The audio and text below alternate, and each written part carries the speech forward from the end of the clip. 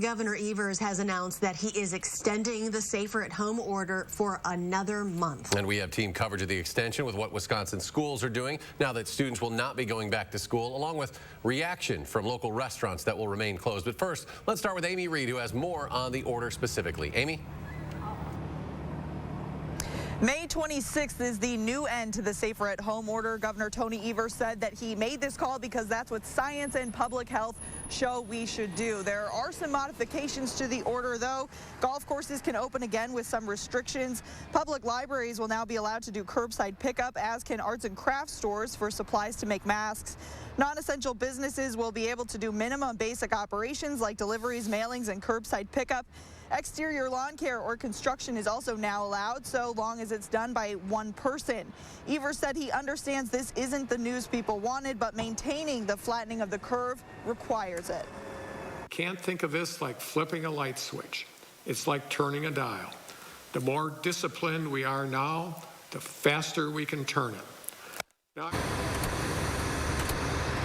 There have been varying degrees of pushback by some business groups and Republicans. Senate Majority Leader Scott Fitzgerald said in a statement, everyone agrees that reasonable measures must be taken during a public health crisis. Health and safety are a priority.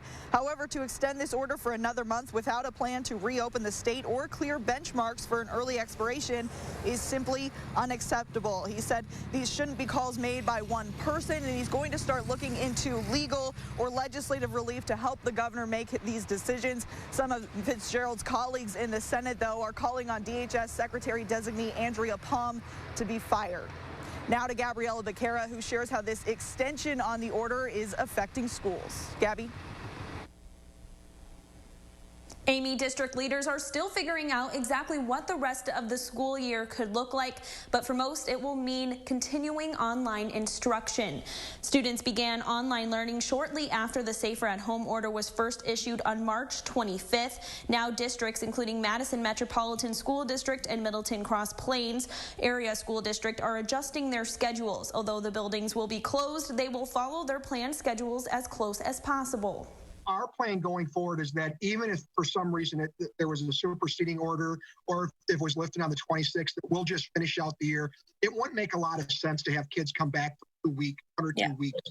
And at that point, they've been doing online learning for 8 weeks. We'll continue for a 9th and 10th week. Hibner says the district will try to postpone events if possible rather than just canceling. And some districts say they're already starting to plan for summer or fall review sessions to make up for some of the unexpected changes that happened this year. Now to Adam Duxter, who's been figuring out what this means from an economic standpoint. Yeah, Gabby, just as much as the Safer at Home extension impacts students, it impacts the businesses that they and their families like to go to. And the restaurants here in the Capitol Square in downtown Madison are no different. Under the Safer at Home extension, they're being asked to up their cleaning efforts as well as limit the amount of people who come in and out at one time. Now, the Old Fashioned says they've been operating with limited staff since Governor Evers limited in-person dining about a month ago, and since then they've adapted to using delivery services like Uber Eats and DoorDash. They say while things admittedly have been challenging, their main priority is public safety.